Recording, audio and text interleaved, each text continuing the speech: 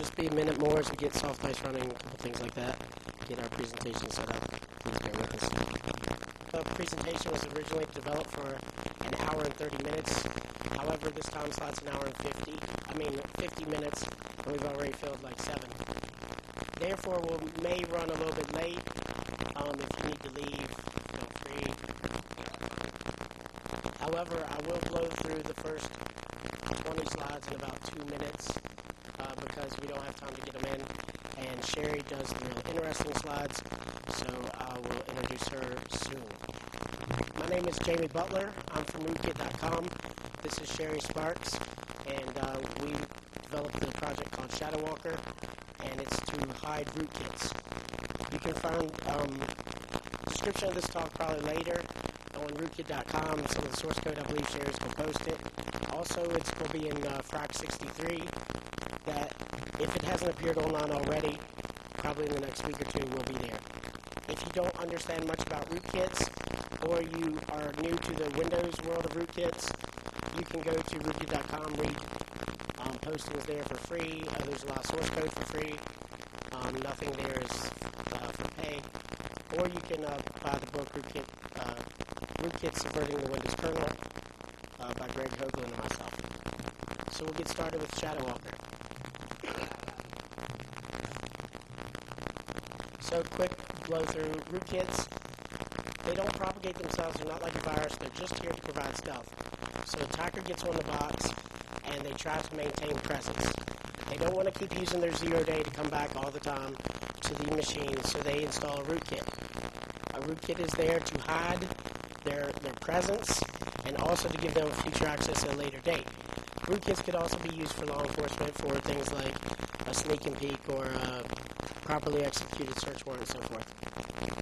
There's 2 levels of protection within the Windows and Linux operating system. There's basically 2 rings, ring 0 and ring 3. Ring 3 is user land processes. They are unprivileged. Ring 0 is kernel land.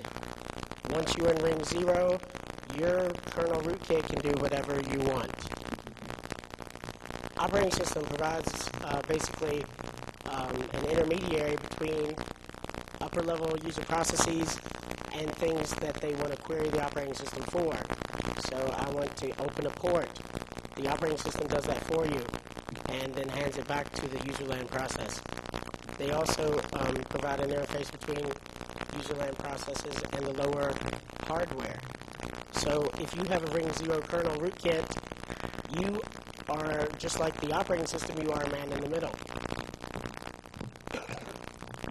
Some of the different OS components that a rootkit may want to attack would be the IO manager. You can install keyloggers. Sherry has a project on rootkit.com that's a keyboard sniffer. And you can also attack the file system. You can write your own file filter driver and interface between every single access of the hard drive. The object manager has things like processes and threads that it uses to keep bookkeeping. And you can attack the object manager in order to hide your processes and threads.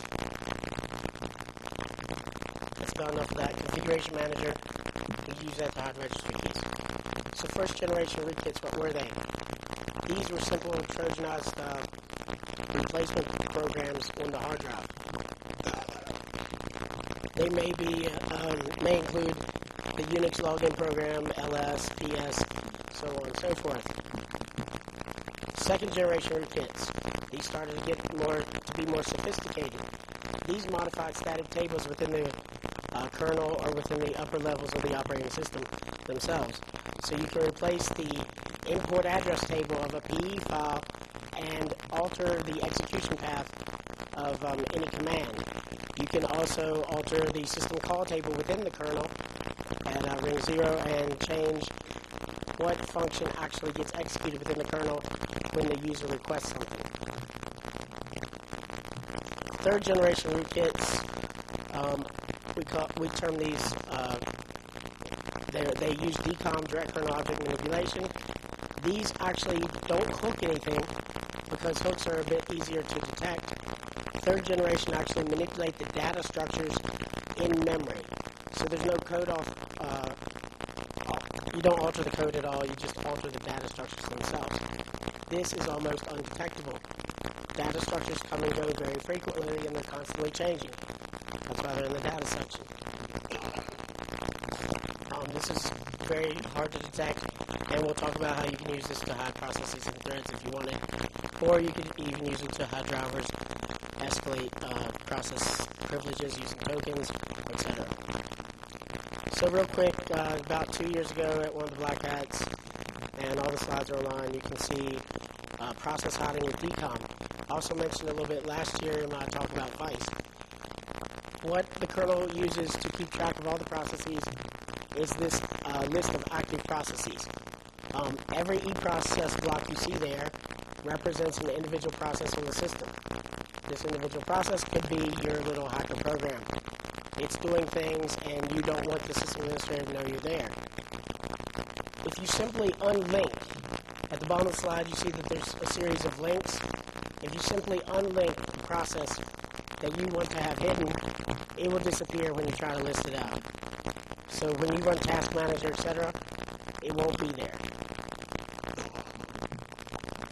Now, current rootkit detection methods, there's basically 4 types. We don't have time to go into all these, but just quickly, behavioral, integrity, signature-based, and difference-based. Some of your AV products are basically an example of signature-based. Integrity checkers, such as Tripwire, check some of the disk files so that if you replace it with Trojan, you'll be found. Difference-based approaches is kind of a new thing. Microsoft's doing it, F-Secure is doing it, sysinternals. What this is it does some kind of low-level scan within the kernel by following structures directly. It tries to get a list of things like files and processes, registry keys, etc. Then it does an upper-level API call. If there's a difference, it knows something's up. Behavioral detection. In this, you try to detect the effects of a rootkit. So you might want to look for alteration in the execution path, or what is actually executed within the program. So like system calls or their ordering and so forth. We don't have time to go into more of that. Integrity checking, exactly, it's a CRC. This could be on disk or in memory. However, hardly anyone is doing it in memory. Signature-based, you scan memory or on disk for a particular set of bytes that represents the mal code. So, we have a really powerful way to hide rootkit or hide processes, etc. within the kernel by modifying all these data structures. However, if you look for our driver, because we are in the kernel, so we have a kernel level driver, you can just do a simple scan, like a signature scan for the presence of the malware. And that's not very good. So what we want to do is to try to shake it up. So even if you scan memory, you can't detect all that DCOM stuff is in the FE rootkit. You can download it. But we want to make it so you can't detect our rootkit within the kernel. So this is a problem that viruses have faced for a long time, and they use things like polymorphism and stuff to get around it. However, in the kernel, it gets more problematic to do really good polymorphism code. Also, no one's doing it other than Holy Father and then in his Hacker Defender, and you have to get him to handle that. And I think it's like 40 euros every time he does it. So, really quickly, we're going to walk through how we would hide this in memory, and Sherry's going to take over.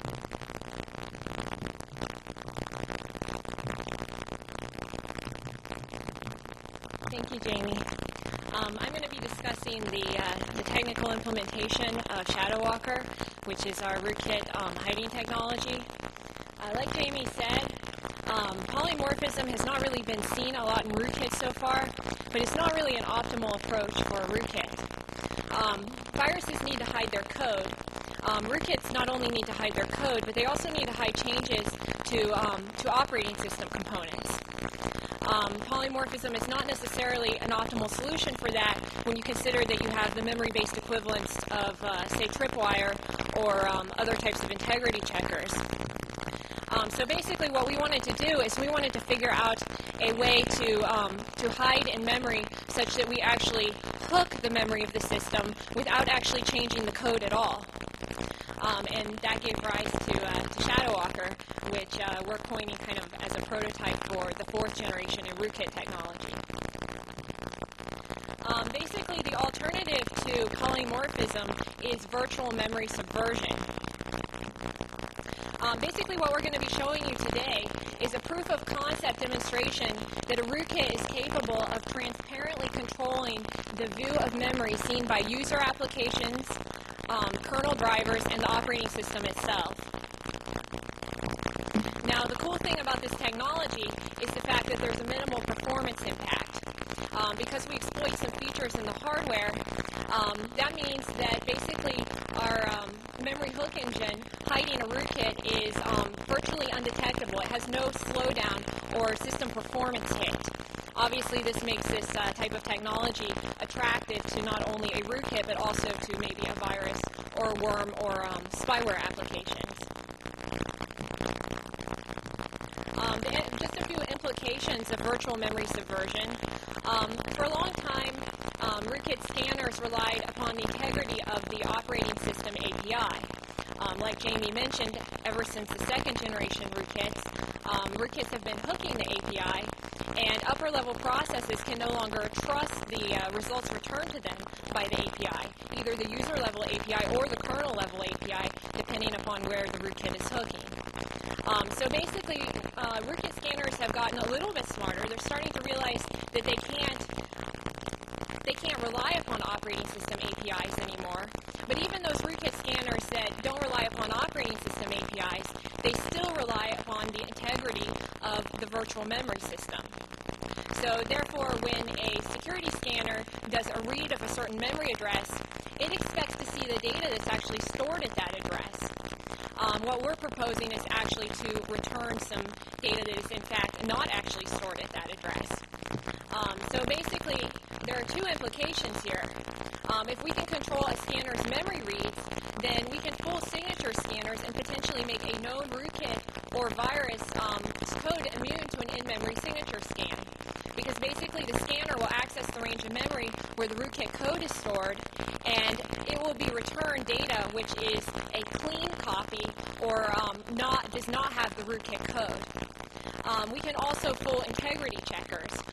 Those kind of checkers, like Jamie Butler presented a talk on a tool called Vice, which basically attempts to detect hooks. Hooks typically work by replacing the beginning of the function prologue in an API with a jump instruction to a stub, which is the rootkit code.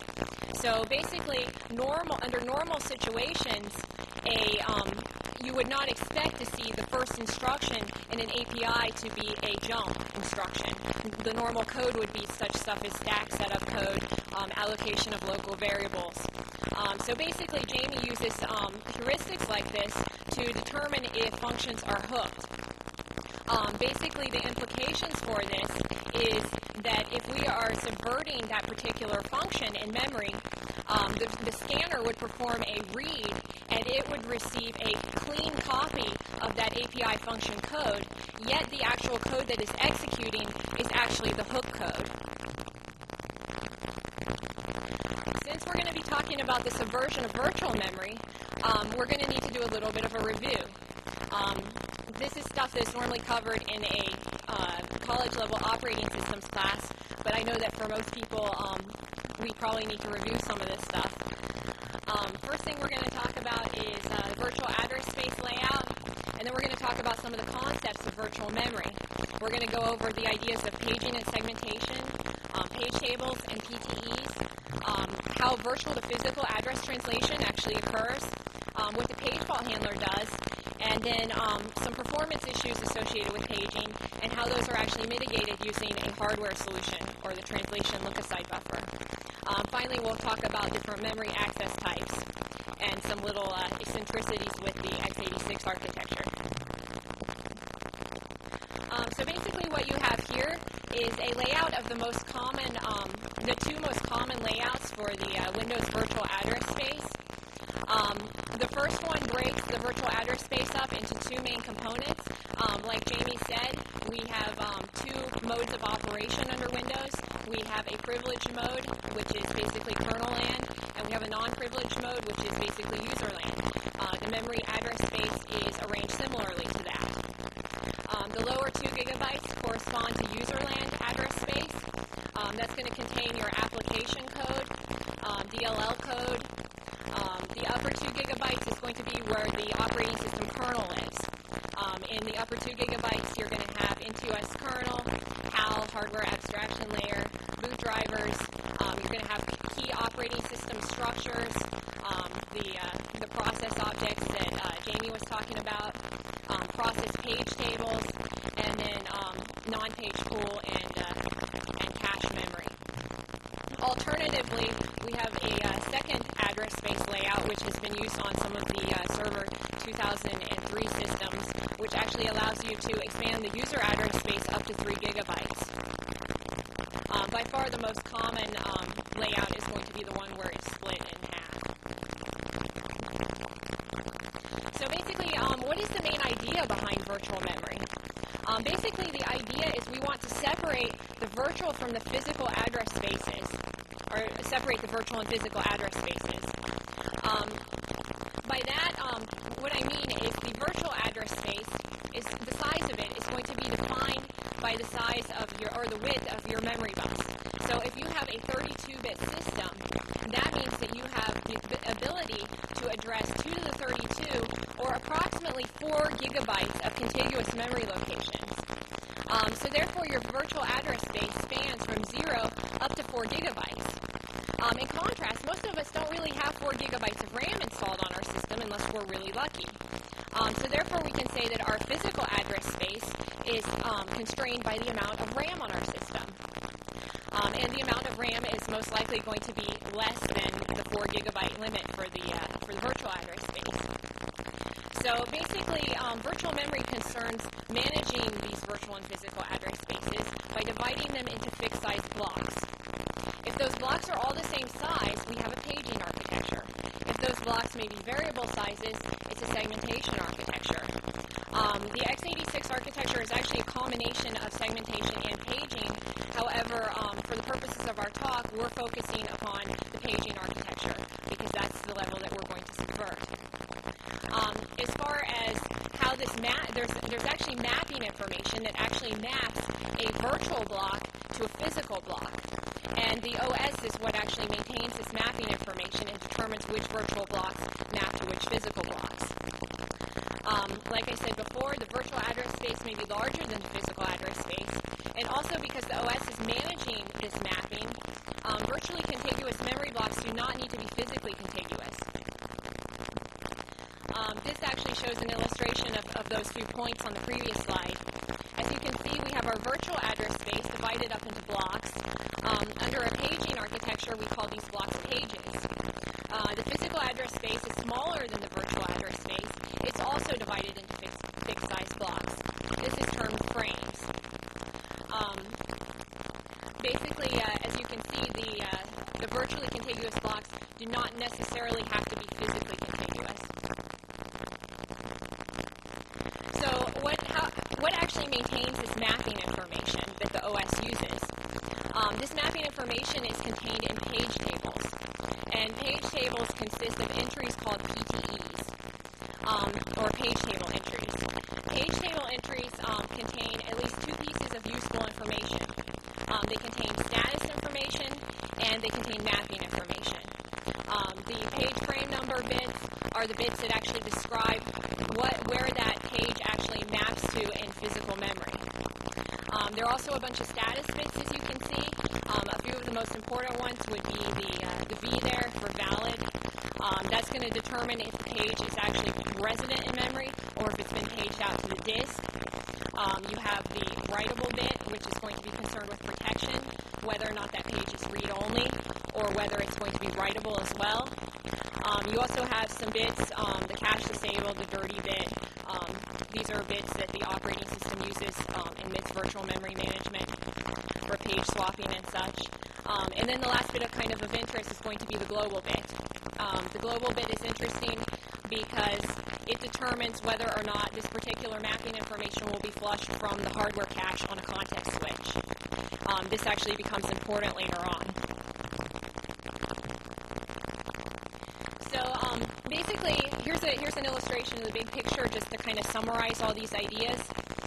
We have our virtual address space layout divided into user space and kernel space.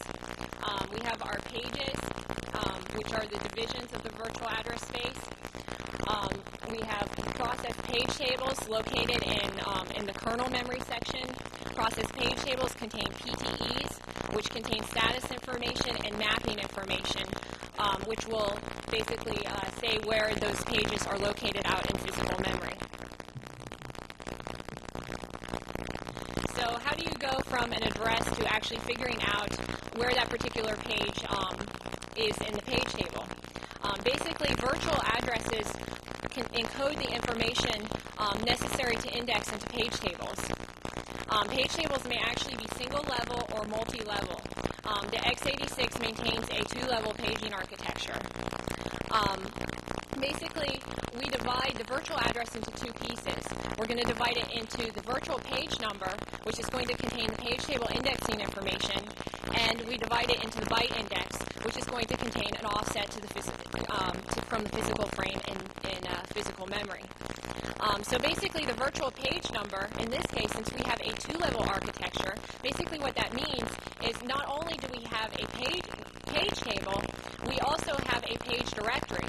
And basically, the page directory is a table of pointers to page tables. And the page tables, of course, being pointers to physical frames. This actually is used to, a two-level scheme is used to actually to save memory, since the page directory is going to have to be resident. So basically, in this case, our virtual page number is actually divided into two pieces.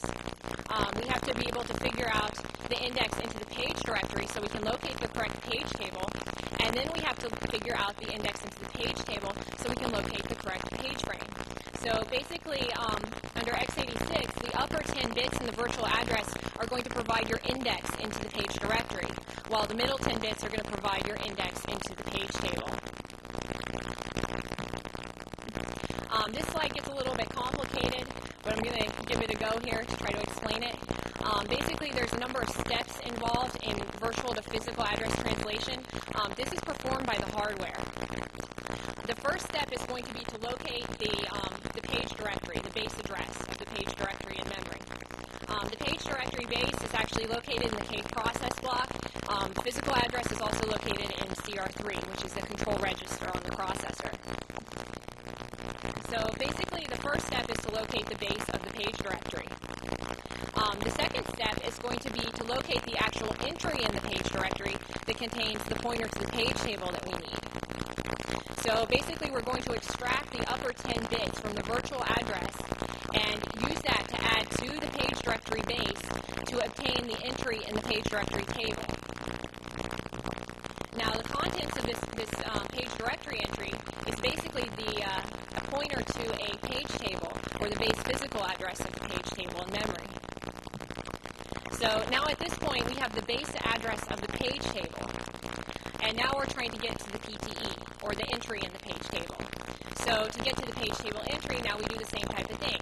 We take the middle 10 bits of the virtual address and use that to add to the base address of the page table, and we now get the actual page table entry, which is going to contain the pointer to the page frame in physical memory. So now at this point, we have a pointer to the page frame, and we're actually looking for some byte within that frame. So it's finally at this point that the actual byte index comes in, and we add that to the base address of the physical frame to actually resolve the full physical address.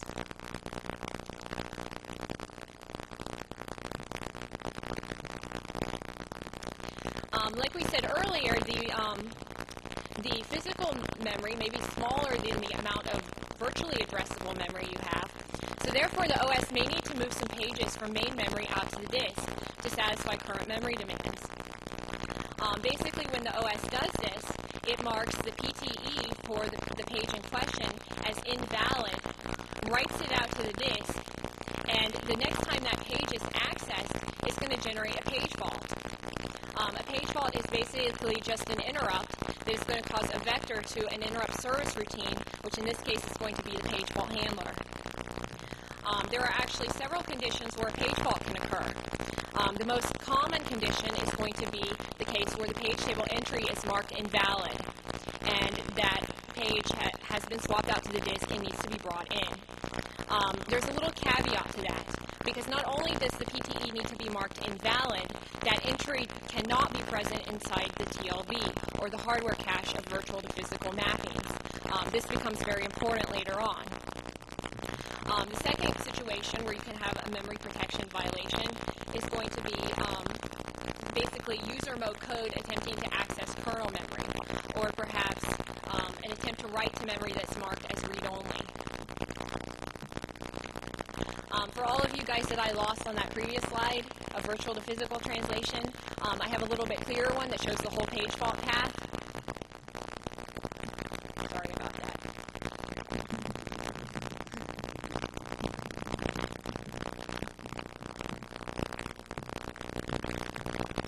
I'll use my space bar from now on.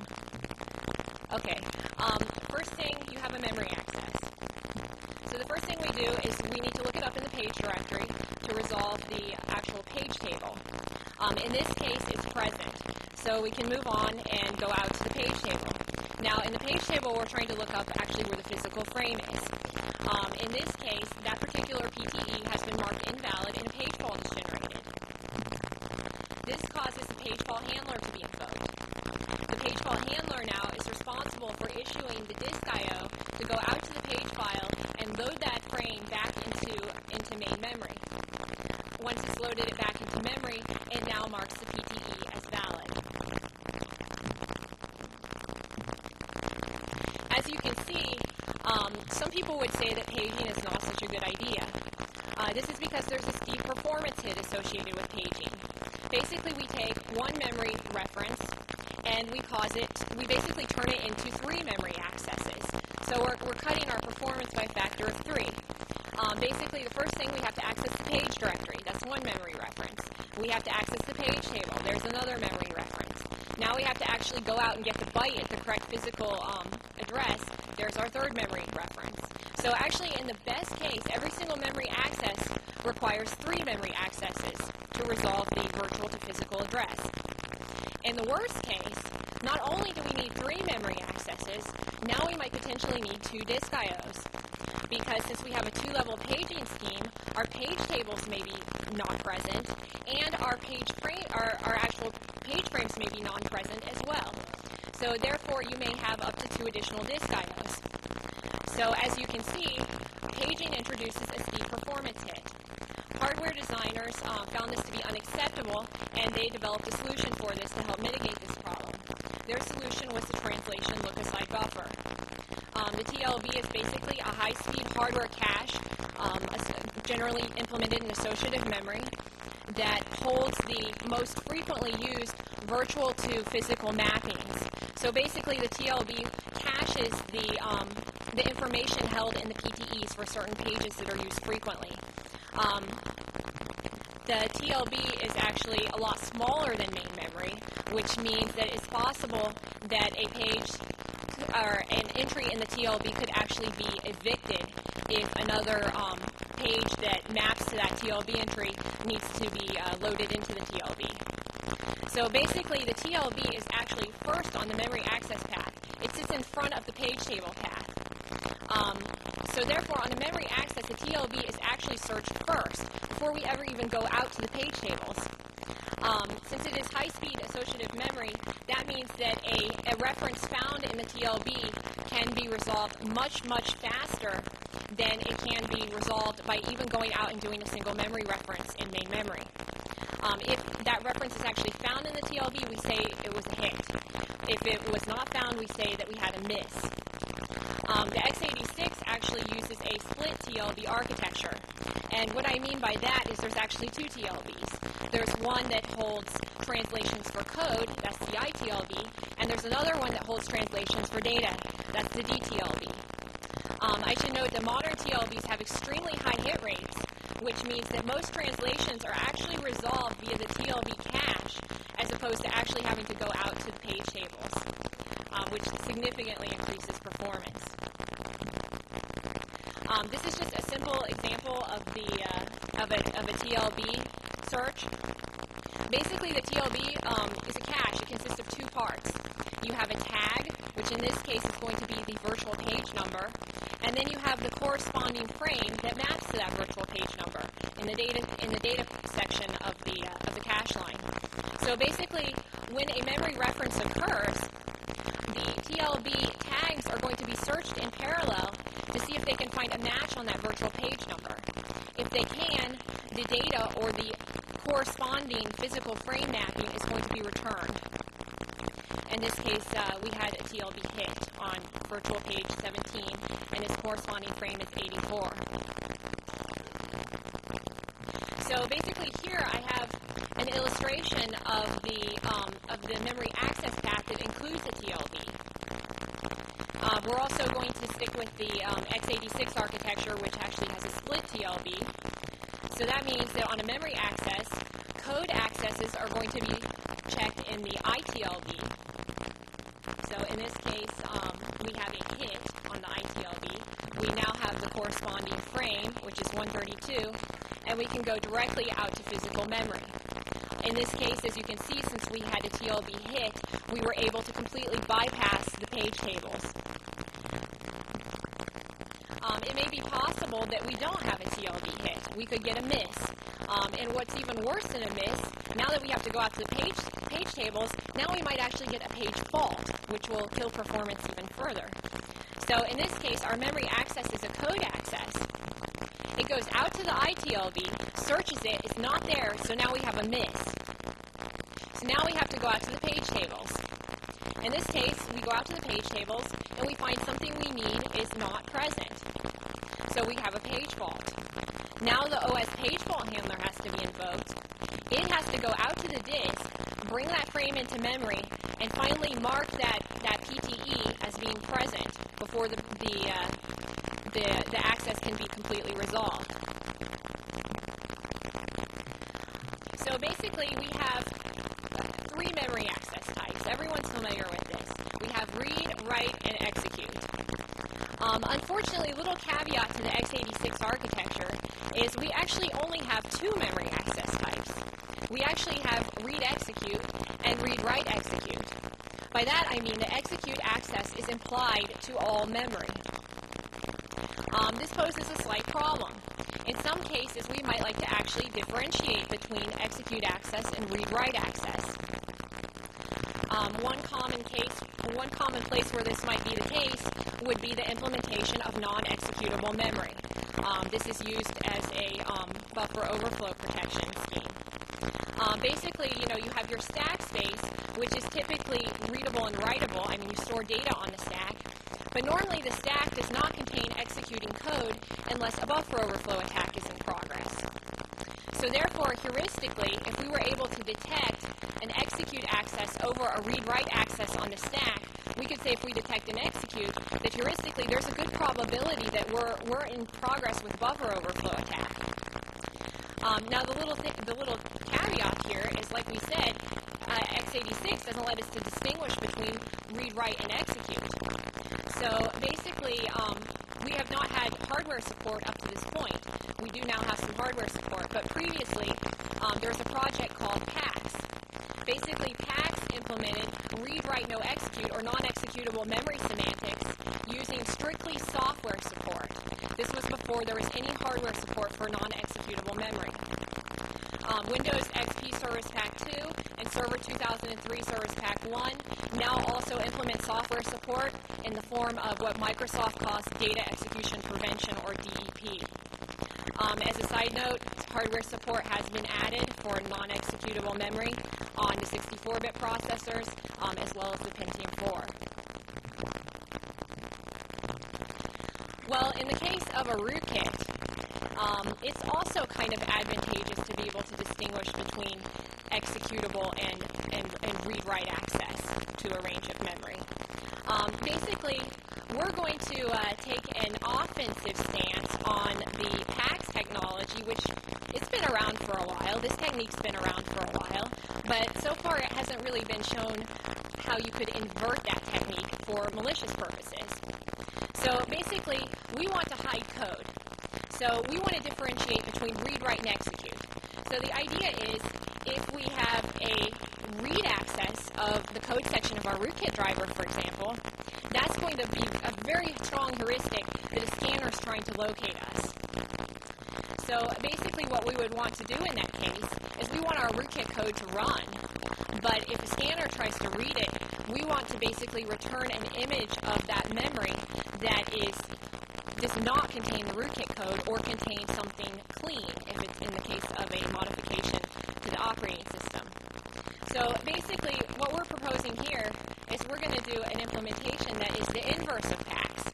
That is, it's an implementation of execute allowed but diverted read-write memory semantics. We're going to use the PAX technique that PAX discovered to implement non-executable memory, but in this case we're going to use it to hide a rootkit. So like I said, the technique is not totally new, but the application is somewhat new. So basically there's three implementation issues here. First, we need a way to filter, execute, and read-write accesses. Step one. Second, we need a way to fake the read-write accesses once we detect them. Obviously, we don't want the scanner to receive the correct data when it reads our rootkit memory. Lastly, we need to ensure that performance is not adversely affected. Obviously, this would not be a viable solution if when we install our rootkit, the system administrator notices that his machine is suddenly running really, really slow. So to solve the first problem, basically we said earlier that if we mark the PTE as invalid, the next memory access that occurs to that page is going to generate a page fault. So basically, that means that we can track memory accesses by marking their page table entries as invalid and basically hooking the page fault handler and replacing the operating system's page fault handler. In the actual page fault handler, we have access to some interesting information. We have the saved instruction pointer. We also have the virtual address where the fault occurred. So therefore, if our instruction pointer equals the address of where the fault occurred, we can say that this was an execute access. Otherwise, it's going to be a read-write access. There's one important thing to note here, and that is the fact that our memory hook for the rootkit has to work safely with the operating system's memory management, because the operating system's resolving page faults all the time. So that means, in practical terms, that if we're going to mark pages not present to capture memory accesses, then we also must be able to distinguish whether those memory accesses are a result of someone trying to access the hidden page or a result of normal operating system paging activity. In order to satisfy that, we actually impose two constraints. The first constraint could be that pages that are hidden are required to be in non-paged memory. That means there's no possibility that the OS could page that file out to the disk. The second constraint could be if you're using pageable memory, that you use an operating system API to lock it down. So once you're able to detect execute from read-write, well, now concerns the issue of, well, how are we actually going to fake the read-write accesses? So basically, this is the technique that was shown in PAX that it used to implement the inverse of what we're going to talk about, and that is we're going to desynchronize the hardware caches, the TLBs. Like I said, the x86 has two of them. It has one for code, which is searched on execute. It has one for data, which is searched on read-write. So therefore, a memory access, under normal situation, the ITLB is going to contain the virtual page number and the corresponding physical frame, and the DTLB is going to contain the same thing. So in this case, for virtual page number 12, we see it maps to frame 2. For the DTLB, it also maps to frame 2. Under normal situations, read, write, and execute, they all map to the same physical frame. However, what if we could desynchronize them? What if we could have the ITLB to actually map off to a different physical frame than the DTLB? So basically the idea here is that the ITLB contains a pointer to a frame which contains the rootkit code, and the DTLB contains a pointer to the frame which either has a clean copy of something or some random garbage, which is not the rootkit code. So basically, since all these translations are performed at the hardware level, this is going to be transparent to the application program, to the kernel driver, or even to the operating system. So basically, once we've decided that we're going to desynchronize the TLBs, the question is, well, how do you actually do this? TLBs are almost entirely hardware controlled. However, there is a little bit of support for software control, which in this case happens to be enough support to implement this. First of all, we have the capability to flush the TLB. Basically, we can flush the entire TLB by reloading register CR3. This normally occurs on a context switch. On a context switch, typically CR3 will be reloaded, which ends up flushing the entire TLB, except for global entries, which will remain in the TLB. This is mainly a performance enhancement for operating system components, which will remain resident at all times.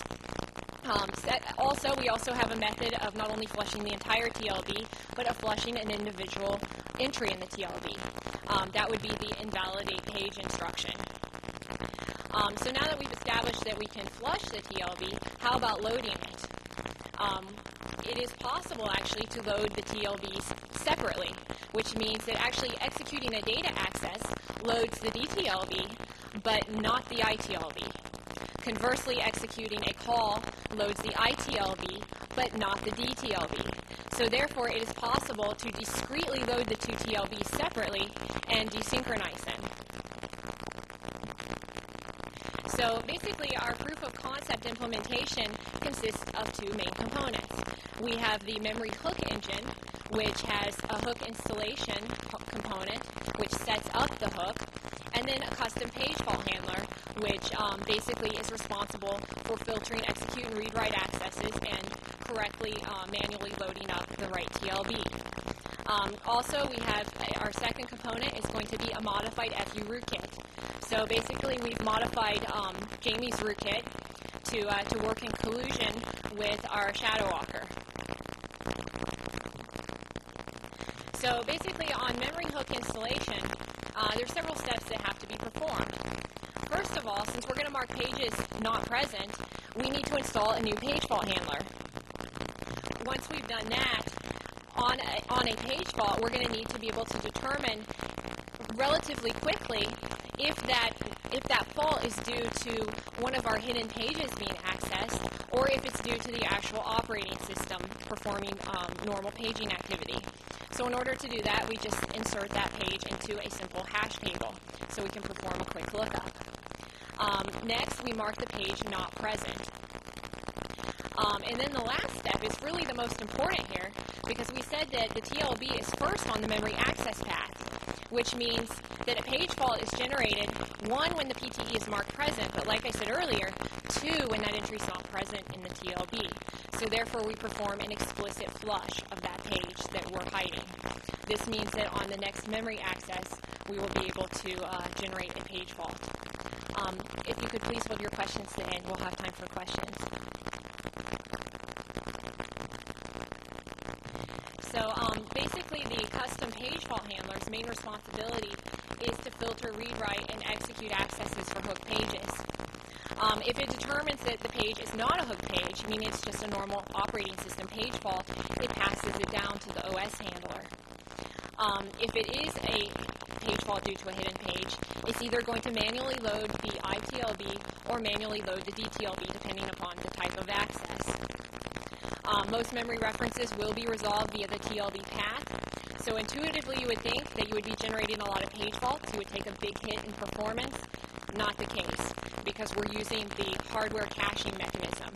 We're just simply desynchronizing it. So basically, we will still have page faults, but the page faults are not as many as you would think, since the TLB path will handle most of the memory references. Page faults on the hook pages will, of course, occur on the first execute or data access to the page. Remember, we had to flush the TLB when we instantiated the hook. It will occur on the TLB cache line eviction.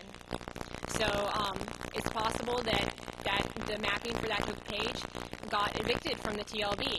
Well, the next time that a memory access occurs, it will now generate a page fault, which the page fault handler will now reload the correct mapping into the TLB, and that memory access will go through. Likewise, the last case would be on an explicit TLB flush context switch if the global bit has not been enabled. So basically here we have some really rudimentary page fault handler pseudocode for what's going on. So basically we are only hiding kernel pages right now. So we're going to disregard user land accesses. So in the page fault handler, we want this to be as efficient as possible, so we don't want to tie things up if we're not interested in handling this fault. So the first thing we do is we just check if the processor mode is in user mode. If it is, we pass it down. We're not dealing with user mode.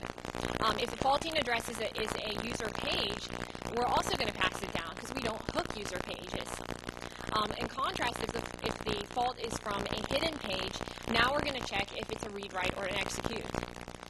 If it's an execute, we're going to jump over to load the ITLB. If it's a data access, we're going to jump over to the load DTLB code. Basically, in the load ITLB, what we're going to do is we're going to basically replace that physical frame information in the PTE with the mapping for the actual physical frame that contains the rootkit code because we want it to execute. We're going to temporarily mark that PTE as present to allow the memory access to go through. We're going to perform a call into the page, which is going to load up the ITLB. And I should note here, I forgot to put this on the previous page, that we do have to perform a call. So basically that means that we need to find an empty byte in our hidden page that we can insert a return opcode to. In practice, if you're going to hide sections, say in a driver, those are PE sections, so therefore there's going to be some alignment, so therefore there's normally some empty space in there, so you shouldn't really have trouble finding one byte that you can just patch your return into. So therefore, basically, we just make a call to this point in the page where the return has been patched, and it returns control back to the page fault handler, and in process loads up the ITLB. Finally, the PTE is marked as non-present again, so we can catch subsequent accesses. We also replace the frame back with the original innocent-looking frame, and we go ahead and we return back to the faulting application, or driver as the case may be, without passing down to the OS. The OS doesn't need to have any knowledge of this page fault. If it's a DTLB load, basically the steps are a little bit simpler, because by default we're going to maintain the clean mapping in the PTE. So therefore we just mark it present, perform a read access, and then mark it not present again. And then of course return without passing down to the OS. So basically all this information so far concerns how you would hide executable code. How are we doing on time? So should I skip this one? Okay, we're running out of time, so I'm going to go ahead and skip this section on data hiding. The slide should be available probably on rootkit.com within the next week or so. So basically I'm going to move ahead and we're just going to talk a little bit about the rootkit here. The rootkit is of course the object that we are implementing this process on to actually hide it. It's proof of concept. It doesn't really do anything malicious. It just hides processes. It runs as a system thread. It has no dependence upon user land initialization, so which means it has no symbolic link or no functional device in the driver. And also, basically, we envision this rootkit as being an in-memory rootkit, meaning that ideally it would be installed via a kernel-level exploit. Obviously, if this rootkit driver is sitting on the disk, we open up a whole new can of worms for detection and basically invalidate all these stealthy things that we're trying to do.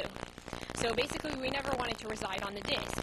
This is a perfectly reasonable thing if we consider attacking, say, a server system, which is infrequently rebooted. Chances are high that this rootkit will sit in memory, and by the time we come back, it'll still be there. So lastly, the impact on system performance. Like we said, modern TLBs have high hit rates. That means most translations will be resolved via the TLB and not the page fault path, which means that we're going to have a very little performance hit. I can't speak from a a performance metric point of view here because we haven't really done any rigorous testing on performance, but I can say that subjectively speaking, hiding Jamie's rootkit with this ShadowWalker memory hook engine, there is no subjective noticeable performance impact. Clearly, the performance impact will probably vary depending upon the number of pages you're having to hide. In this case, hiding a kernel driver, how many pages do you really have?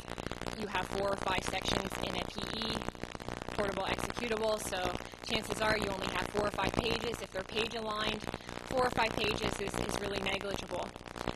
So for small numbers of pages, we haven't observed any performance impact at all.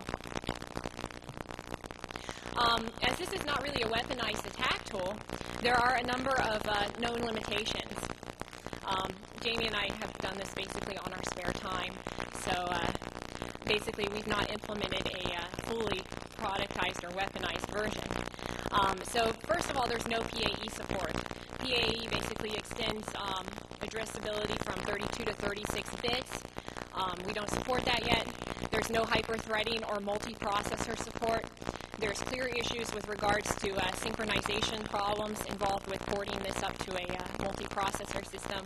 We've not addressed those yet. Currently, we only hide 4K-sized kernel pages. We are theoretically capable of hiding 4 megabyte pages. The x86 architecture actually has 2 page sizes, 4K and 4 megabyte.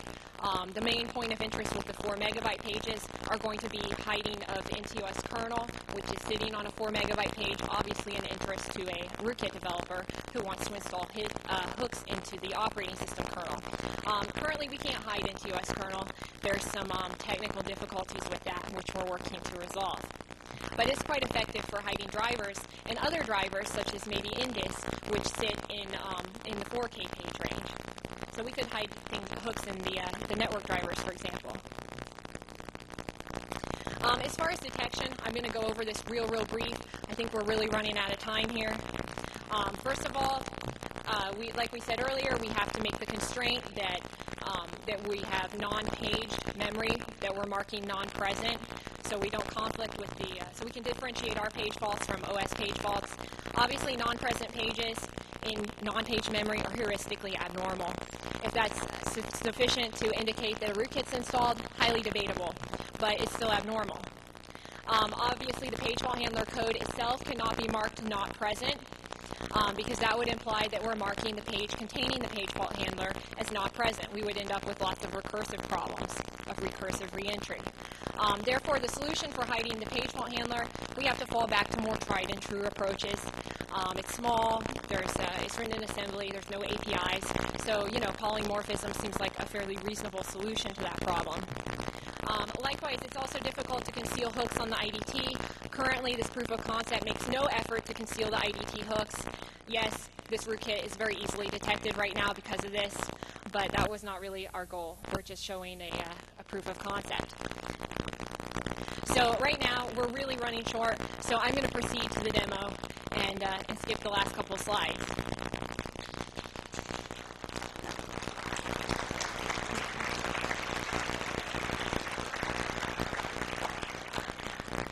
I know we're late, so if anyone has, any other engagements, feel free to head on out. But I am gonna go ahead and perform the demo for anyone that's interested. I'm gonna do a GUI version of this demo. I have a hardcore soft ice version if anyone wants to see after the talk. So basically, the first thing I'm gonna do is right now I'm using Driver Monitor. It's a tool with the Soft Ice driver suite. It allows you to load a kernel driver. The first thing I'm going to do is I'm going to go ahead and load up Jamie's rootkit, FU.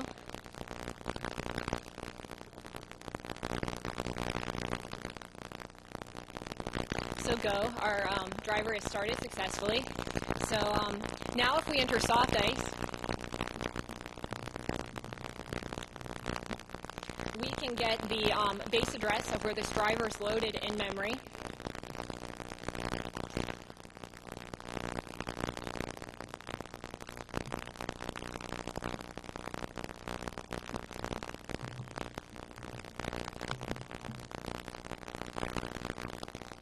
So this is the virtual address of where this driver is loaded in memory. We're going to go ahead and dump the memory at that address. So for all of you guys that use hex dumps all the time, this should look pretty familiar. This 4D5A, that's simply the MZ signature inside the PE header. So right now what we're seeing is the PE header of this rootkit driver loaded in memory.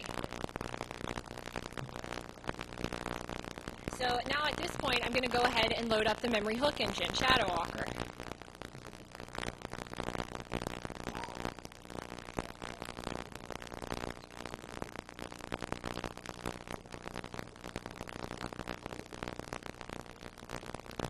Okay, so it started up successfully.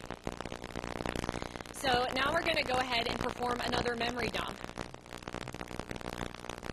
Well, now it's gone.